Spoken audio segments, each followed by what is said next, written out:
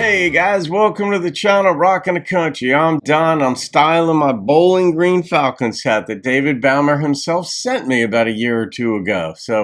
And David made a gift to the channel for me to do Paul Pace's You Don't Know What You're Saying.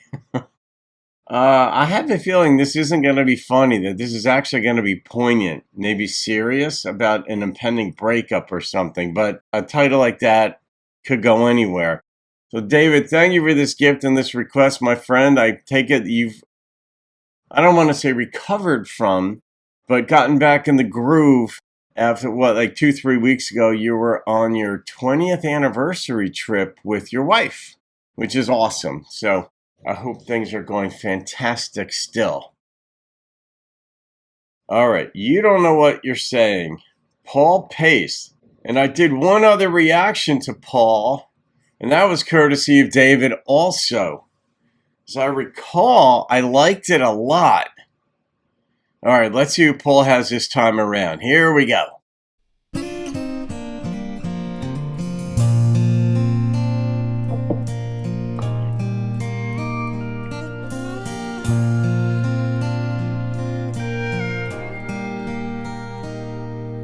What's that you're doing? Packing your suitcase. Yeah. Why? Tell me, why are all those tears streaking down your face? Love his voice. What's like your George ring Strait. doing on the table when it's supposed to be on your hand? And why are you telling me now that this is the end? Yeah, I know this You feeling. don't know what you're saying when you say goodbye. You don't know what you're doing. Have you gone out of your mind? You don't know how it will kill me. And probably her. This way, Lord, how I'm praying. You don't know what you're saying.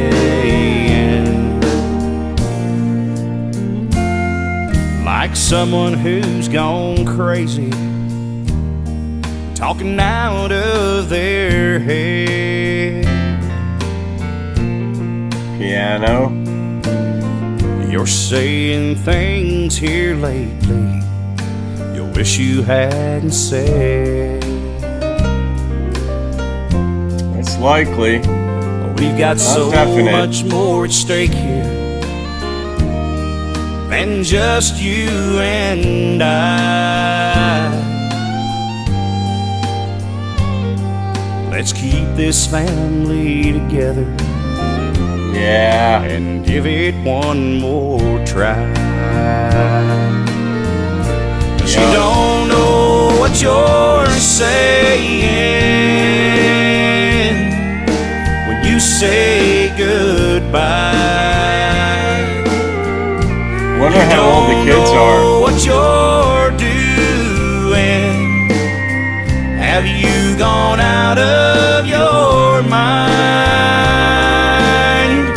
And you don't know how it will kill me to see you leave this way. Lord, how I'm praying. You don't know what you're saying. Lord, how I'm praying. You don't know what you're saying. That was good lyricism and observation in the end.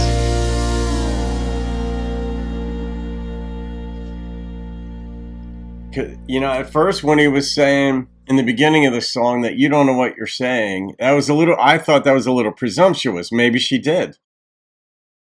But I do know from life, from living, from experience, and from life coaching, as well as just having friends and, being involved with so many people along life's path as I am, that there are reasons to leave a relationship. And she may have absolutely known what she was saying and been committed to leaving. But in the end, I really liked the way he said, Lord, I'm praying that you don't know what you're saying. So he acknowledged she might actually have legitimate reasons. He may not agree with them, but he may realize that she may be absolutely committed to leaving their marriage and the family. I know, for example, some men are emotionally unavailable, if you will, or controlling, or I mean, you could say abusive, but that word is overdone sometimes. And I know this too, that some women will take disagreement as abuse. It's like, that's not abuse, it's normal discussion.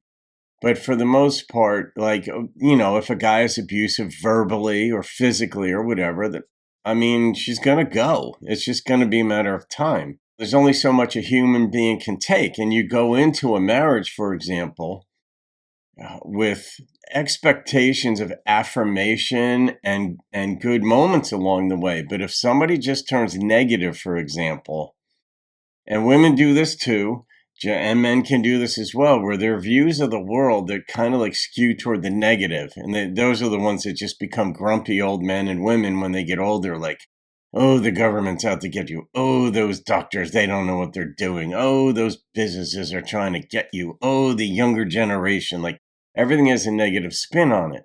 And, folks who are just sort of negative, you don't anticipate going into a marriage that that's going to be the way your spouse turns out. And over years and years and years of them maybe doing the same thing to you, there's only so much a person's going to put up with in life. And so when I hear a song like this, I don't know what went wrong in this thing. I do know there are legitimate reasons to leave, but I also know sometimes people pull the trigger too soon.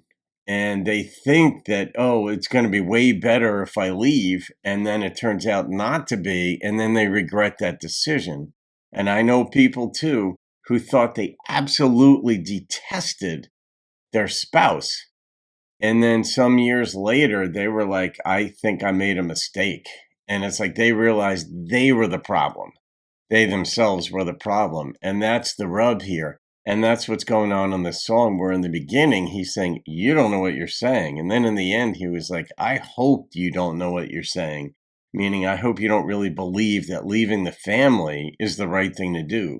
But, when I hear, for example, that a woman has left her family, including the kids, my one or two thoughts: either the circumstances were so horrendous that she was just losing her mind, or she's very selfish and she just didn't like the responsibility of having kids and what have you. She could be leaving a good man in a good situation, and she'll probably regret it down the road, and anything in between.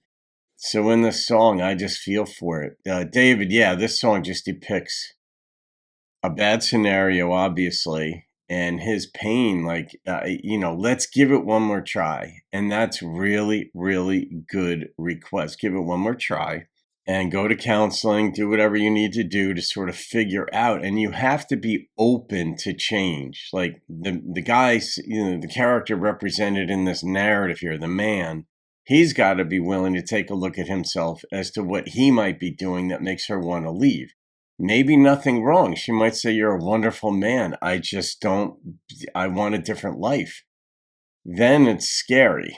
You're like, all right, she just lost the plot here with the family. And she's got to be open as well to saying, all right, what were my expectations? What am I expecting out of life? Was I expecting Prince Charming to just pave the way and always say nice things about me and life be easy? And he's the big provider and he's supposed to make that happen for me. Well, that's not real life either, especially when you have kids. It's going to be work. Yeah, the overarching view that life is difficult, we're all going to die one day, that kind of sets the backdrop to what we want to get done in our lives. And if we keep that in the forefront of our mind, really, that this is kind of, we get about 80 spins around the sun and life is difficult, that there's no guarantee of happiness. There's the pursuit of it, but no guarantee of it. These are just tough things that you can sort of, in therapy, you could figure this out. In marriage counseling, you could figure this stuff out. Or you could maybe just take an honest look at yourself and say, yeah, I got things. We all have things, but I got things I got to work on. All right, Dave, you got me going on this one. And I'm not going to put this in the marital counseling playlist. It's because it really doesn't say much other than sadness could be on its way if you make a bad decision, but we don't know what took place here at all. I'm going to rate this, though. The number that popped into my head is a 9.1. I really like the instrumentation, and I really like Paul's voice. At times, like I said in the beginning, he reminded me a little bit of George Strait. Not the worst person to be compared to. All right, folks, I hope you enjoyed that depiction of one man and one woman's life, and we'll go from there. Have a great day. See you on another video, and keep rocking the country. Than just you and I. Let's keep this family together and give it one more try.